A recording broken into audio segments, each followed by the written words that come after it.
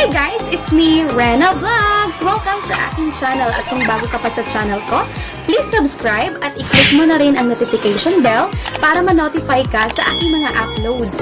Yahoo!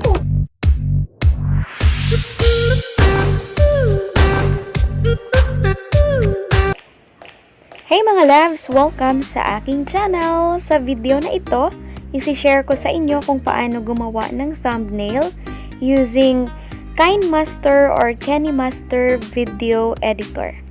So, ang una natin gagawin ay punta lang tayo sa Play Store. Click natin ang Play Store. Tapos, i-download natin ang Kinemaster Video Editor.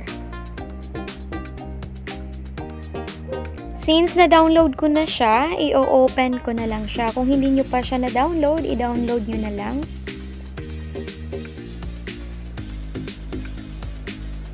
Yan, pagka-open natin ng Kinemaster Video Editor, may tatlo tayong bilog na makikita dyan. So, ang i-click lang natin dyan, yung malaking bilog sa gitna. Next nating i-click, etong naka-landscape na 16:9. So, dito na mag-start ang aking paggawa ng thumbnail. Click ko lang ang media para mahanap po ang aking gustong background. So, dito guys, makikita po natin ang background. Pag kinilik natin ito, makikita natin yung mga free backgrounds ni Kinemaster Video Editor.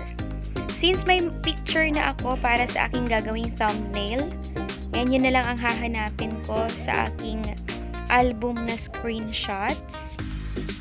Hanapin ko yung aking favorite na kurtina, yung butterfly. Ayun. So, click ko siya. Ayan. So, i-enhance ko muna ang kulay ng aking background kung gusto ko maliwanag or medyo madilim. Yan, pwede niyang gawin, i-enhance natin or i-adjust.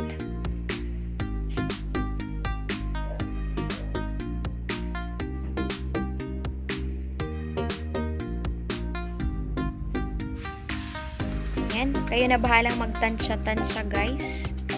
Ano yung gusto nyong maging look ng inyong background. So, click layer para makapag-add tayo ng picture. Ayan, click media. Tapos, hanapin ko yung isa ko pang picture na gusto kong ilagay sa aking background. Ayan siya. Nakahawak ako ng blue na kurtina. So, eto, i-adjust ko rin to guys. Ayan, go tayo dun sa adjustment para ma-enhance din ang kulay. Para gumanda naman ng kaunti. Ayan. O, diba? Ang laki ng pinagbago nung in-enhance.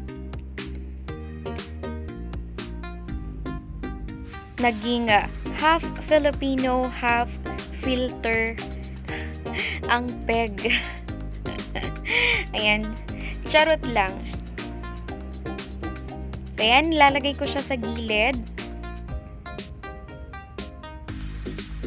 Tapos, ang next kong gagawin ay maglagay naman ako ng text sa taas niyan. So, click layer.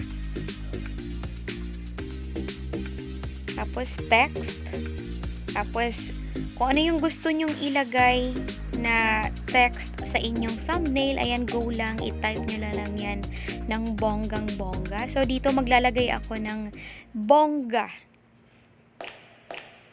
Ayan, type ko ang bongga.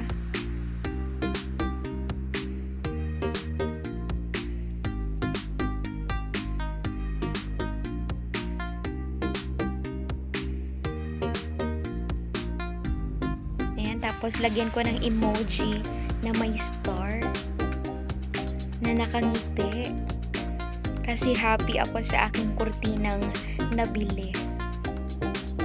Diba, bongga? So, ayan na ang ating text. So, babaguhin ko ang kanyang font. Ayan, click natin tong may letter A. Ayan, at pipili tayo ng mga font. Ayan, marami tayong mapagpipilian dito. Ayan, so ang pipiliin kong font ay Dancing Script Bold.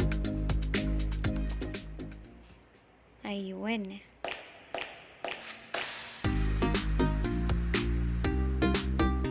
So, ayan na siya. Para mas lalo pang gumanda, hindi ko na babaguhin yung kulay white na yan. Lagyan ko ng may pag-glow siya. May pag-glow ang kulay. Kumbaga, may blending. So, punta ako sa glow. Yan, pwede rin kayo maglagay ng shadow, outline, or glow. Pero sa akin, mas prefer ko glow lang siya. Tapos, enable natin yung glow. Tapos, palitan natin yung kulay kasi kulay yellow yan. Parang hindi bagay sa white. So, ang pipiliin ko ay black. Tignan nga natin. Tapos, adjust natin yung spread. Itaas natin siya. Ayun. O, ayun na guys, diba? Kitang-kita na ang bongga.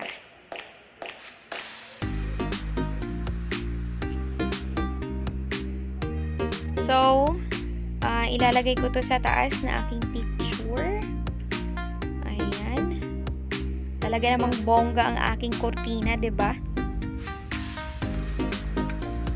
So, next, mag-a-add ako ng another text. So, same process ulit. Click layer lang. Tapos, click text. Tapos, magta-type ako dito. Ang ita-type ko ay murang kortina sa Lazada.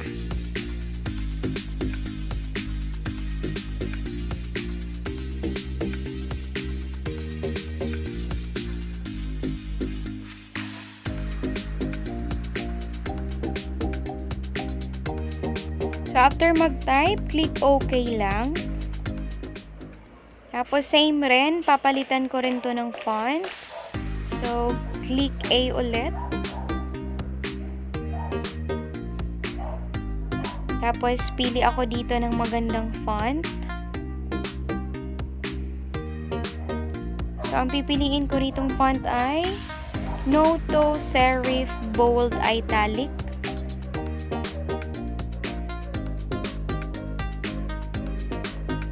So, ayan, okay na. Next ko namang gagawin, same din kanina. Lagyan ko rin siya ng glow. So, punta tayo sa glow. Tapos, enable natin ng glow. Tapos, palitan natin yung yellow ng red para maiba naman. So, adjust natin ang spread. So, ayan na. Kitang-kita ng ating text. So, eto na. Okay na siya. Next, may gagawin pa akong isang text. Pinaka-last na text. So, ganun pa rin. Same process. Punta pa rin ako sa layer. Then, after, click ko yung text. Tapos, ang i-type ko dito ay 65 pesos lang.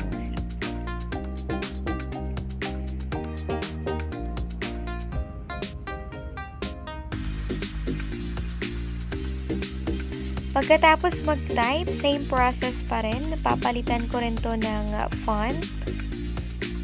So, click A.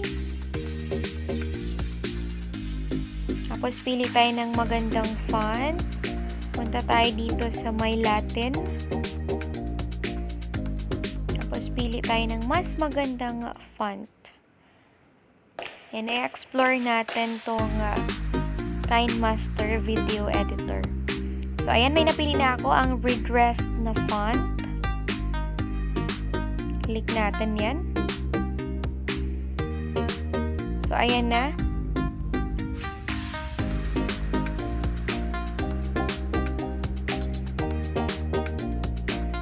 So, after nito, same process pa rin. Lalagyan ko pa rin siya ng pag-glow effect, guys.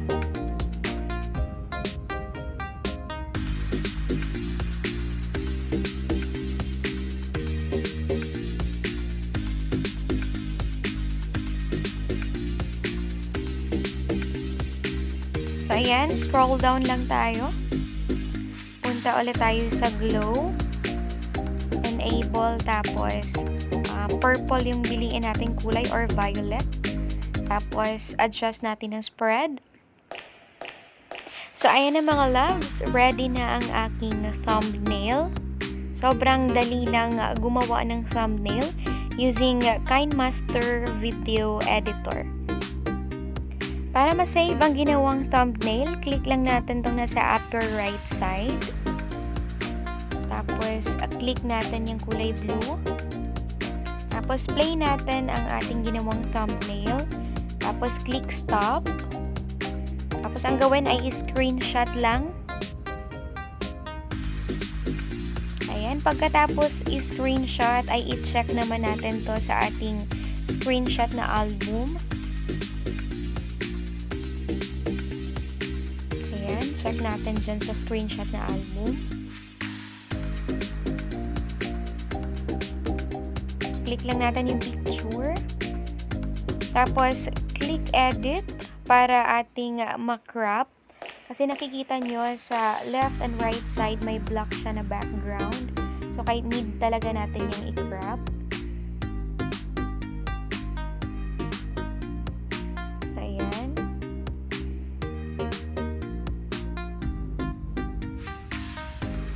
Pagkatapos i-crop ang thumbnail, i-click lang ang done.